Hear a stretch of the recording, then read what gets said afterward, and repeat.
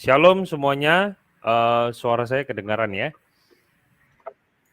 Saya boleh minta tolong ininya juga ditayangkan? Oke, iya. Teman semua, saya bersyukur untuk sekali lagi kita boleh belajar, mempunyai sebuah kesempatan untuk melanjutkan bagian, kita sudah sampai di dalam bagian tentang carilah dahulu kerajaan Allah dan kebenarannya. Maka semuanya akan ditambahkan kepadamu. Nah, apa maksud dari ayat ini? Ini yang saya pada kesempatan ini ingin membagikan dan menjelaskan bagi setiap kita. Karena jujur saya katakan, banyak sekali orang Kristen yang menghafalkan ayat ini tanpa memahami terlebih dahulu ayat ini ada di mana, kenapa ada ayat ini, dan apa maksudnya dari mencari dahulu kerajaan Allah dan kebenarannya. Karena ayat ini diteruskan dengan sebuah kalimat, semuanya akan ditambahkan kepadamu. Nah, kalimat depannya, carilah dahulu kerajaan Allah dan kebenarannya, itu nggak ada soal. Tetapi banyak sekali salah persepsi tentang semuanya ditambahkan kepadamu. Nah, maka seperti biasa, saya menjelaskan di awal, dalam konten ini yaitu asumsi yang keliru tentang ayat ini apa? Banyak sekali orang yang berpikir kalau mengutamakan namanya Tuhan atau pelayanan, maka semuanya, harta, ketenaran, kekuasaan, jodoh, pasti Tuhan kasih. Karena di sana dicantumkan semuanya akan ditambahkan kepadamu. Semuanya itu apa? Ya betul-betul everything. Everything yang kita mau, bahkan mungkin rumah, kendaraan, dan lain sebagainya. Nah, apakah benar ayat ini harus dimengerti dengan cara seperti itu? Sekali lagi pada kesempatan ini saya ingin mengajak kita, kalau kita hafal ayat Alkitab itu adalah hal yang sangat baik sekali. Tetapi please jangan kita pernah melepaskan ayat itu tanpa mempelajari konteksnya. Nah, maka dari itu saya mengajak kita untuk melihat terlebih dahulu di dalam Matius 6 ayat yang ke-25. Karena itu aku berkata kepadamu, jangan khawatir akan hidupmu, akan apa yang hendak kamu makan atau minum, dan jangan khawatir pula akan tubuhmu, akan apa yang hendak kamu pakai. Bukankah hidup itu lebih penting daripada makanan, dan tubuh itu lebih penting daripada pakaian? Seringkali kita mengabaikan kata keterangan yaitu karena itu. Karena itu karena apa? Sebenarnya kalau teman-teman membacanya di dalam ayat 24, maka kita akan menemukan tak seorang pun boleh mengabdi kepada dua tuan. Kamu tidak dapat mengabdi kepada Allah dan kepada Mamon. Bagian yang sebelumnya, di dalam konten sebelumnya saya sudah jelaskan bagi setiap kita, bagaimana kita perlu menjaga jarak dengan harta. Karena harta bisa membawa kita kepada dosa ketamakan. Maka dari itu firman Tuhan mengingatkan kepada kita, barang siapa yang memiliki dua tuan, dia itu tidak akan bisa menghormati keduanya. Nah, sehingga bagian ini Tuhan ingin mengajak kita untuk mengabdi kepada Allah. Nah, karena kita mengabdi kepada Allah, nah ayat 25 tuh, karena itunya apa? Ya karena ayat 24, karena kamu mengabdi kepada Allah, aku berkata kepadamu, jangan kamu khawatir akan hidupmu, apa yang kamu makan, minum, dan apa yang kamu pakai. Kalau kita memperhatikan di dalam beberapa terjemahan bahasa Inggrisnya, ada sedikit perbedaan di sana. Terutama yang saya kasih garis berwarna putih dan tulisan warna putih di dalam bahasa Inggrisnya. Kita bisa lihat bersama-sama, therefore I tell you, do not be anxious about your life. Nah, bahasa Inggris untuk menjelaskan kata khawatir itu ada dua macam. Yaitu pertama kata anxious, yang kedua kata worry. Nah, worry itu khawatir, anxious itu adalah cemas. Nah, apa sih artinya cemas? Kalau saya boleh katakan, cemas itu lebih daripada sekedar khawatir. Banyak orang Kristen juga merasa kalau khawatir itu ketika punya kekhawatiran sedikit udah pasti salah. Contoh. Kalau kita punya anak perempuan, sudah pukul jam 10 malam dia belum sampai rumah, terus kita khawatir. Dosakah ketika kita khawatir seperti itu? Jawabannya menurut saya enggak. Karena bagian ini seharusnya di ayat 25 bukan menjelaskan kata khawatir seperti contoh yang tadi saya berikan. Tetapi khawatir sampai tidak melihat adanya tangan Tuhan yang menyertai. Khawatir yang sampai membawa kita bahwa sosok Tuhan yang menjadi penolong itu tidak ada. Nah, maka saya ingin ajak kita melihat di dalam bahasa aslinya itu dipakai kata merimnao yang artinya sebenarnya ke arah cemas daripada khawatir. Jadi cemas itu benar-benar gelisah, hatinya itu tidak tentram. Nah, tidak semua kekhawatiran menurut saya membawa kita ke dalam dosa.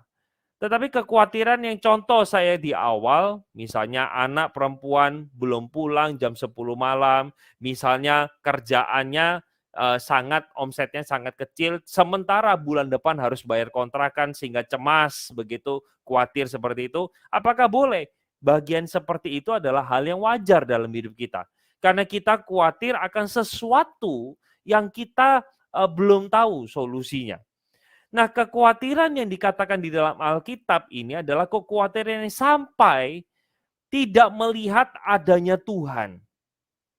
Itu sebabnya Tuhan Yesus mengajak kita ketika kita khawatir yang berlebihan. Maka yang terjadi adalah Yesus katakan pandanglah burung-burung di langit yang tidak menabur dan tidak menuai. Dan tidak mau mengumpulkan bekal dalam lumbung namun diberi makan oleh Bapamu yang di sorga. Bukankah kamu jauh melebihi burung-burung itu? Nah kok tiba-tiba Tuhan Yesus perbandingannya ke burung. Begini, burung zaman itu adalah hewan yang dipergunakan untuk dipersembahkan bagi orang-orang miskin. Jadi orang-orang miskin yang tidak bisa beli kambing domba, mereka membeli burung. Burung itu 2 ekor itu seduit. 2 duit itu dapatnya 5, bukan 4. Jadi saking murahnya dan saking luar biasa kecilnya, sehingga manusia memberikan harga yang murah. Nah, Yesus mengatakan burung yang seperti itu saja, dia itu dipelihara oleh Tuhan. Burung itu kan pagi hari dia keluar dari sarangnya, dia mencari makan. Tuhanlah yang menyediakan makanan itu. Tapi ingat, burung itu bukan diem aja di sarangnya. Lalu tiba-tiba ada hujan cacing. Enggak, tapi dia harus keluar dan juga mencari dan Tuhan mencukupkan. Nah, setelah bagian ini Yesus mengingatkan bahwa siapa sih yang di antara kamu yang karena kekhawatirannya dapat menambah sehasta saja pada jalan hidupnya.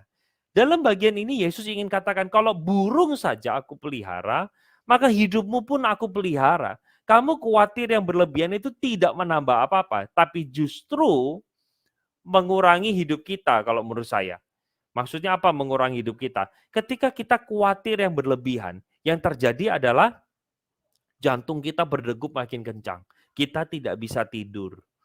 Nah, kita mari bersama-sama mencari sumber kekhawatiran kita apa. Apakah karena kita kurang berusaha atau ada kelalaian kita? Nah, bagi saya kita tidak perlu fokus kepada kekhawatiran itu, tapi fokuslah kepada solusi yang kita bisa tempuh dan lakukan.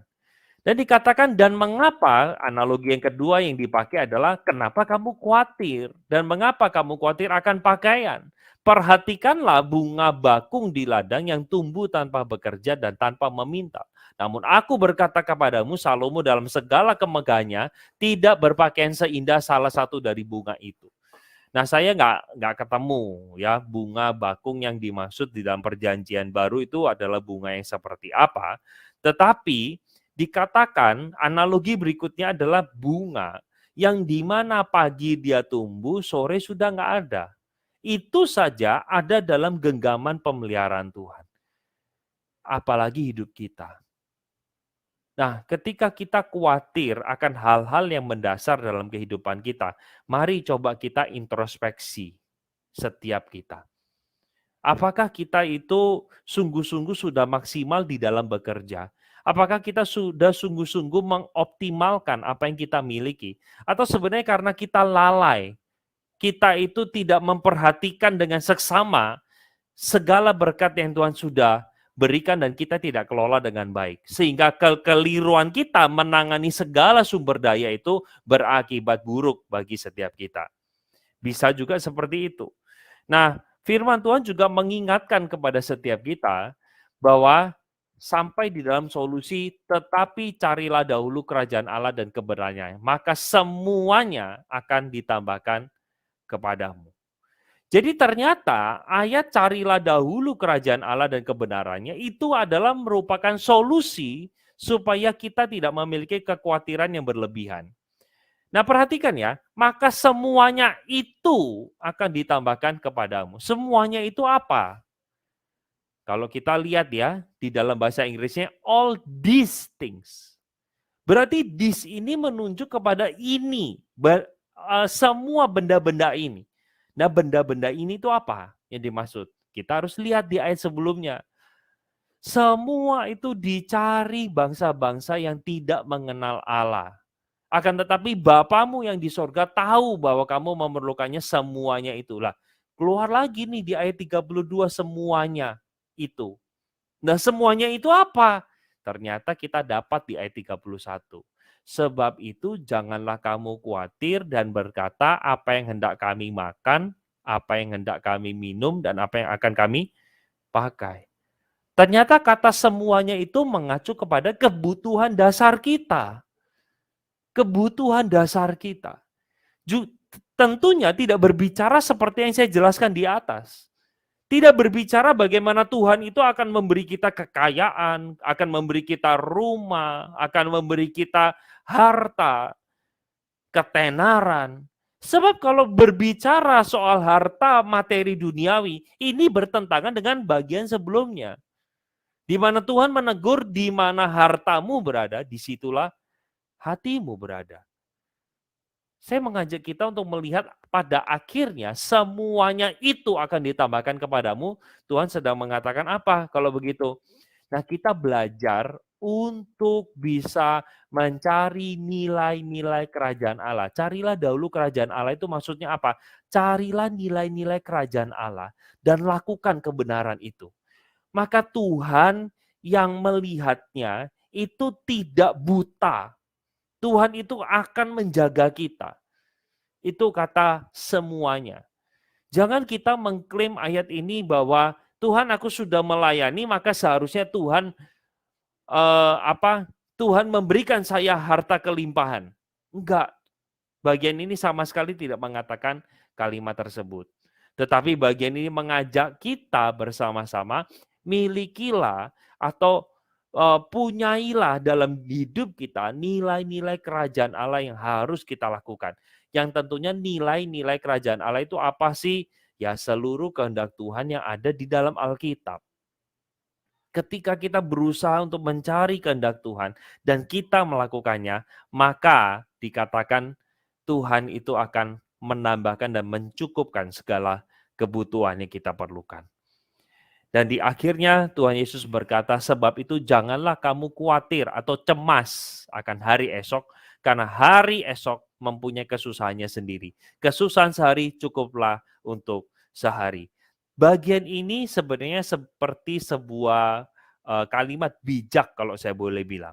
Bukan berarti karena beberapa orang menerjemahkan ayat ini, wah kesusahan sehari cukuplah untuk sehari itu kan, berarti orang Kristen nggak perlu investasi tuh. Karena kita nggak perlu pikirkan hari esok. Kita nggak usah peduli tentang hari esok. Bukan itu poinnya. Bagian ini sekali lagi harus kita mengerti di dalam rangkaian dari ayat 25 sampai 34. Karena orang yang cemas itu orang yang berpikir berlebihan akan segala sesuatu yang ada. Sehingga dia tidak punya lagi damai sejahtera di dalam kehidupannya.